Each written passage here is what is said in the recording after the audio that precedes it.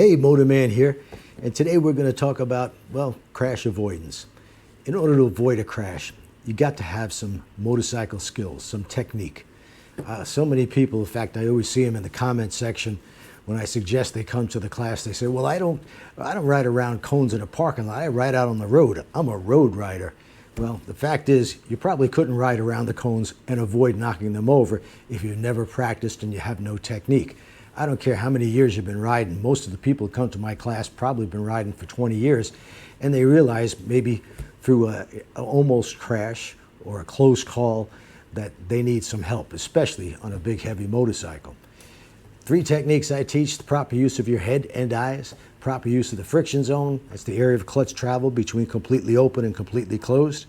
In that gray area in between is where you're going to be, and the proper use of the rear brake to help you steady the motorcycle at low speeds.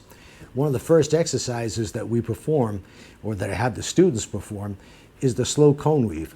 I have 6 cones set in a straight line. They're 14 feet apart, and the riders have to weave through the cones without knocking them over, and of course without dropping the motorcycle. The reason for this exercise is it gets the motorcycle dipping. This dipping motion that the motorcycle performs is naturally what the motorcycle wants to do. It doesn't want to stay straight up and idle through the cones with the bike straight up. That's not going to help you. You need to get that bike weaving. And the reason for that, if you look at situations out on the street, is if you're cruising down the road, maybe there's a line of parked cars, suddenly one of the car doors opens and you've got to avoid that. If you've never practiced quickly swerving to avoid something like that, as you would in the slow cone weave, chances are you'll look at it and you'll run right into it. That's the last thing you want.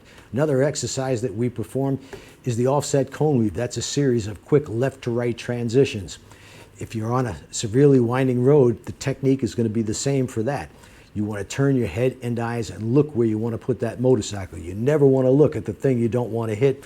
On a severely winding road, that would be the guardrail, maybe an oncoming car, the yellow line in the road, any number of things. So we practice this in a parking lot so that you're ready for the road. Now, in that offset cone weave exercise, it generally takes riders 2 or 3, sometimes 4 times to go through it without knocking over any cones. And that tells me that out on the street, if you had to avoid something while in a turn with the bike at a severe lean, you got one chance at it. In the course, you got several chances at it. You're going to do it over and over again until you get it right. Out on the street, you got one shot at it.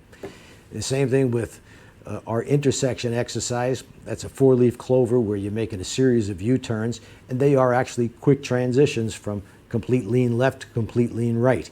If you're not familiar with how far you could lean your motorcycle and you need to lean it to avoid an obstacle out on the street, which may be a car turning left in front of you, you've never practiced it, that's not the time to practice when the car pulls out in front of you. You got one shot at it. In the course, you got a dozen, sometimes more.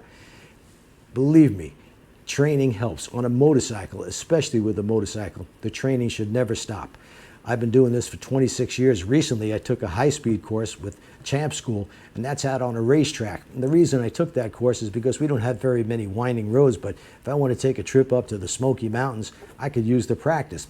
In that course, we have instructors that are just the best of the best. In fact, my instructor was Kyle Wyman, and you'll go through the turns in the course and the straightaway, and you're braking hard, and then you're releasing the brake and you're turning.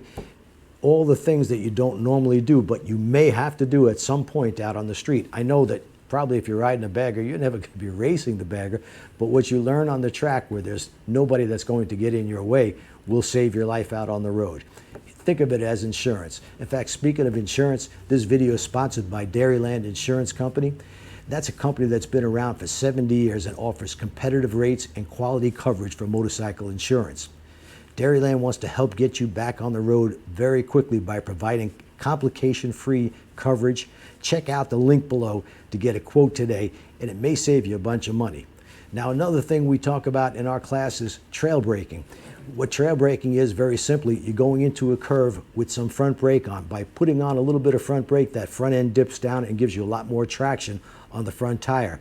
As you're going through the curve and you're happy with your lean angle and you've got the direction that you want to go, you start trailing off brake pressure. It's as simple as that. Trail braking should be something that you could practice just about anywhere. But believe me, take a course, get yourself some training. The training on a motorcycle should never stop. Your life could depend on it. Thanks for watching. I hope you enjoyed this. Please give me a thumbs up and don't forget to subscribe and check out dairylandinsurance.com.